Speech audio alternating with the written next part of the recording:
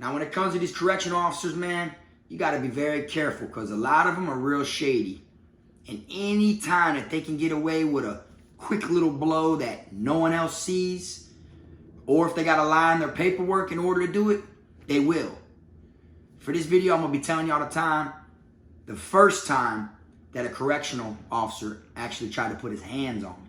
Haha, I'm the best. Finna be this way till I EOS. Take it how you want, nigga. Yeah, I'm a pro. Fuck around, I'll bust your lot while you're at Vizzo. I hate to be this way, but I live for the moment. Waking up every day, show me an opponent. Shanks on deck, hitting bitch with a lock. So much pool, I can even start you from the box. You don't wanna pay rent, got me bent. Got lax on deck, your money was well spent. Vultures on the prowl, so don't try testing. Step 2 comes violent, first steps finessing. You a hold down man, suitcase this. My cell phone and my charger don't walk with a limp. You get it knocked off or missing, you gon' get it. Next time I see your ass, you gon' leave airlifted. What's up, everybody? You already know, man. Kfrogtv back in the building. Y'all go ahead and do me that solid favor. Make sure you hit that like and subscribe button. Make sure you hit the notification bell so you can see it first. I want to tell everybody, welcome back to the channel. Today, I'm going to be talking to y'all about these correctional officers. Now, y'all already know, man, that no matter where you go, where you get locked up at, there is always some officers that are by the book, the code, the ones that are, just do their job, do what they have to do. Then you got the ones that are crooked as far as like putting their hands on inmates, abusing their authority, talking to inmates any type of way, trying to get away with shit that they're not supposed to get away with. And then there's the cool ones that are crooked also, that, they actually are more for the inmate than they are their own job title.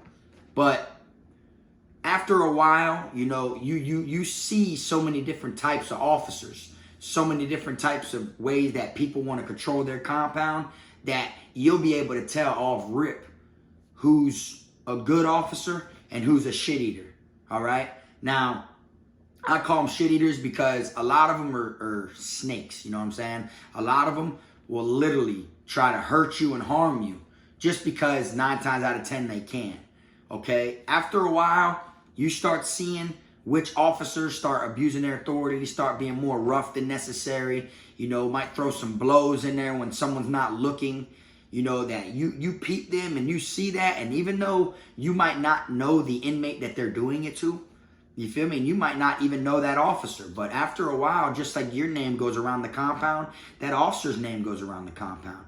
You feel me? And the way it was for me, after I seen, officers rough up inmates a couple times with my own eyes, shit that had nothing to do with me, I start not liking them officers. You get what I'm saying? Because I'm for the inmates against the guards all day. And that's because I'm a convict. I'm an ex-con, But at the same time, if you could tell that they didn't have to do what they did, they just do it because they can. You feel me? So after a while, you know what an officer is capable of, and you know what 9 times out of 10 they might try to do. So I'm going to let y'all know about a time when an officer, he tried to take a blow at old Frog, you feel me? And I ain't going to say that I was prepared for it, but I caught it and seen it before it came. All right. Now, on this particular day, I was inside the dorm, right? And I was on the phone, it was a boring ass day. There wasn't really shit going on. There wasn't, half the dorm was still asleep. And I was on the blue phone, the prison phone, talking to my peoples, hanging up, calling someone else, just calling different people that I had on my phone list. Well, out of nowhere, while I'm on the phone, the officer in the officer station, which is the bubble, he shut the phones off. Now, that's something that's common. You got to be prepared for that. It happens all the time. You get what I'm saying? And it just so happened that, I was in such a serious, important conversation with the person I was talking to. And, the time runs out on the phone like this. So if you could double back and call again, you're going to get back on there. And, just to finish your damn what y'all are talking about, you might have to call 2-3 times. So it was so important to where, my phone call with them was up. I'm banging back real quick. You feel me? The moment they answered it so we can get back to talking on the topic that we was last on before our time was up, the officer, without even saying anything, you feel me? He completely turned the switch off on the phone. So that shit's peanuts to, an elephant. You know what I'm saying? That ain't nothing, You waste my money like that. It's like the moment they accept the call, they cut it off on you. So it's like, damn, My peoples just got charged $2 and something just for this quick little phone call that they accepted just by hitting that accept button. You feel me? So after a while, when they do it so many times and you done been through it so many times, you know, even though it's peanuts to an elephant, you still finna feel some type of way about it. So I remember I put the phone and I was like, and I banged on the glass because I was in a butterfly dorm, okay? And a butterfly dorm, I've told this plenty of times, but it's like you got a bubble like this that the officer is in. Then you have a square unit, square unit, square unit, square unit. 4 boxes, which could be 1, 2, 3, 4, and the officer is outside the glass of your dorm, and they're in their bubble. You feel me? There's a hallway that goes around the bubble, and they're in the bubble. So I banged on it, boom, boom, boom. And he turned the intercom on. He's like, oh, why you beating on my glass? I said, man, that's some whole shit you did, man. You cut the phone off, bro. You ain't even, you feel me? You ain't even give me an announcement. Because normally they'd be like, hey, phone's going off, or you know what I'm saying? Y'all get ready to wrap it up. You know, they give you a heads up. So that way, if you're standing in line to use the phone, you know, you don't think to get on. You know, even though I was already on the phone and doubled back because no one was in line. But even there's times where you could be in line waiting. You could be waiting in a line of 6 people before you. Each person got a 15-minute phone call. So there's 6 people in front of you and you're sitting there waiting until it's your turn. And then next thing you know, you go get on the phone. As soon as you get on there, go ahead with your call. Click. Now look, what the fuck? Hey, man. You feel me? And the officer be like, that's it. Take it in. Y'all already know what time it is. Time for lockdown. You know? So he yelled over the intercom. I told him, man, that was some whole shit. You know what I'm saying? I said, for real, dog. I said, that was a fuck nigga move. Straight up, bro. And he's like, oh, so what are you saying then? I said what I needed to say. You feel me? That shit's peanuts, bro. It is what it is. So I walk off. Boom. I go to my cell. I'm in my cell with my bunkie, and we just sitting there chopping it up. Some time goes by, you know, it's count time. Like, we ain't even talking about the situation. You know, we go back to the cell. We both cooking the soup in the sink and shit. We just vibing. Next thing you know, I say about 25 minutes go by. The goon squad comes to my cell. When I say the goon squad, I'm talking about Security 9. Security 9 is the officers that like have the keys to each gate that walk around and mob the compound. While everyone's like in the dorm or while everyone's walking around the compound, Security 9 is the officers they're like the hit squad. They're the ones that are gonna come like if something goes down on that side of the compound, they're gonna run over there. You feel what I'm saying? If someone gets in a fight, they're gonna go over there. They're like the officers that literally have access to get around the whole compound. And we used to call them the goon squad. You feel me? The hit squad. Them boys would come in there deep, and they were known for putting their hands on people and all that different shit. So as I got my bowl in my hand, I won't forget. I got my bowl in my hand. I went like this to take a sip of the, you know, the soup broth. I said, and looked at the thing, and I looked at my bunkie, and I said, here they come with the bullshit. Sure enough, I put my shit down. They came in there, cuff up. I said, what am I for the cuff up for? They were like, taking you to the box. I said, oh yeah, I'm going to the box. They said, yeah. I said, all right, fuck it, come on. Hear what it is. You feel me? I cuffed up. They wanted to bring me there for disrespect. For disrespecting the officer that was in the bubble. Okay, that's cool. It is what it is. You feel me? That shit's petty. It's nothing but like a 15-day in the box. I'll do that shit on my head if I had to. So I cuff up, you know what I'm saying? One of the Security 9 officers was kind of straight. The other one, which was the dickhead one that was known for putting his hands on inmates and shit, I already know to keep my eyes on him because he always does some like coward move or some type of cowardness shit to inmates. It never fails. You know what I'm saying? We had one there whose name was something Watch. I want to say New Watch or something like that. Or White Watch or something like that. He literally was known for breaking his watch on inmates' heads. Every time you see me, he had a different watch. You know what I'm saying? And I remember when I got brought to confinement one time and he was transporting me, and I was like, oh, I like your watch, like that. And he was like, yeah, I just got this one.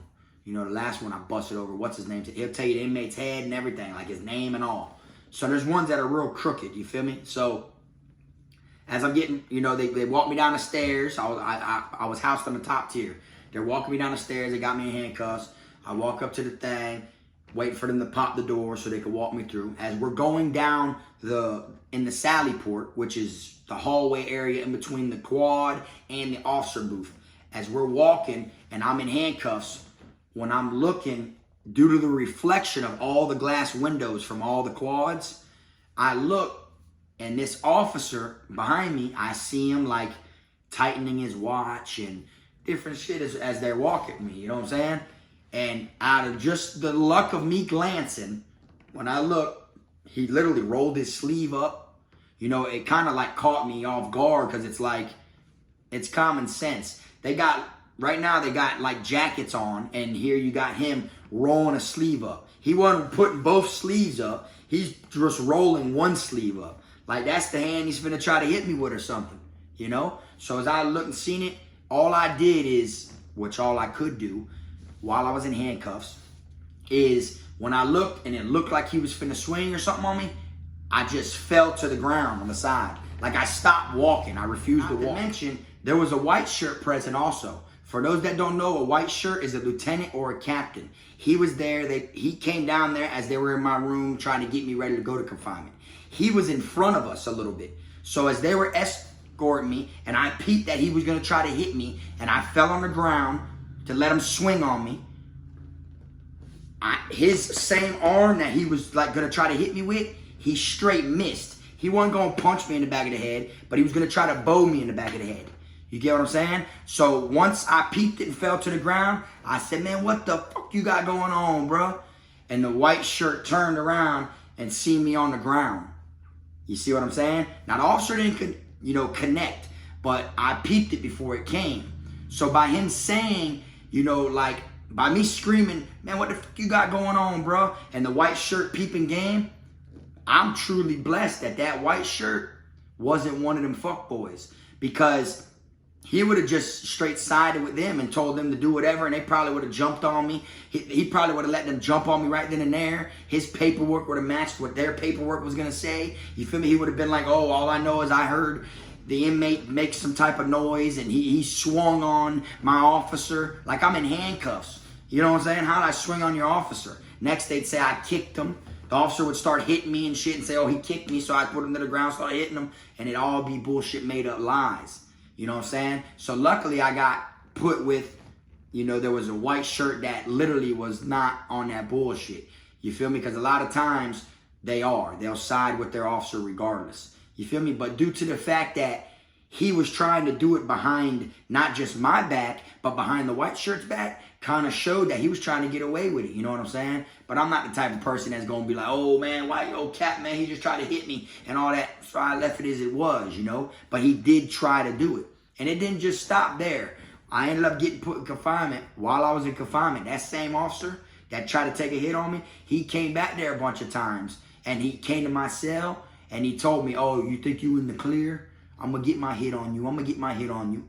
And I'm like, man, you ain't got no life, bro. I remember telling him this shit through the glass in my room. I'm like, you ain't got no life, bro. You coming back here, bro, to tell some inmate who ain't even worried about you, bro. Straight up, you coming back here to tell me, oh, you finna get your hit on me. You finna get your hit on me. Man, one of these days, bro, you gonna get your teeth knocked out by one of these inmates, bro. You know what I'm saying? And he's like, oh, you threatening me? I said, I'm not threatening you. You know what I'm saying? I ain't got no reason to hit you. Shit, I love my life. I'm hanging out. You know what I'm saying? You can't put the candle in my, the wick to my candle out. You feel me? Like, no matter what you try to do, you feel me? Like, I'm still gonna be me.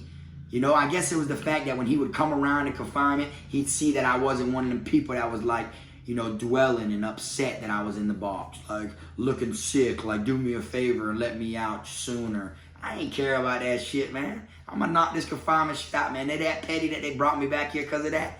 You know what I'm saying? Then it is what it is. He was just mad that when I dropped to the ground and said, man, what you got going on, bro? The captain was like, man, what happened? And then the captain and the other security 9 inmate, they escorted me to confinement. So it kind of like secluded him, like he was in the wrong.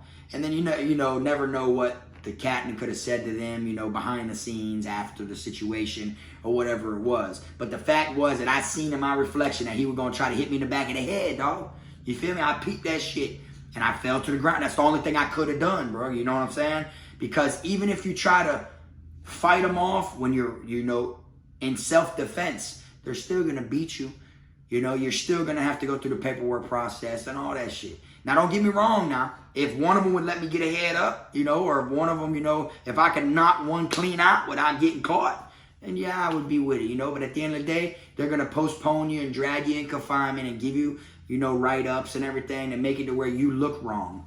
You see what I'm saying? They'll put you in confinement on a false DR just for you protecting yourself against them. And then while you're back there, they give you a bunch of other fake-ass DRs. So that way when you go in front of the board, when you go in front of the judge or whoever, if they charge you for so-called hitting the officer, when you go in front of them, they're going to have all these other DRs present to show that you caught since you've been in confinement. So it's going to look like you're the problem. And in reality, all of them DRs are fake and boo-foo, and, you know, they put them shits on you also. That's how they'll do it. You know what I'm saying? So luckily for me, you feel me, I peeped it, fell to the ground like I was supposed to do.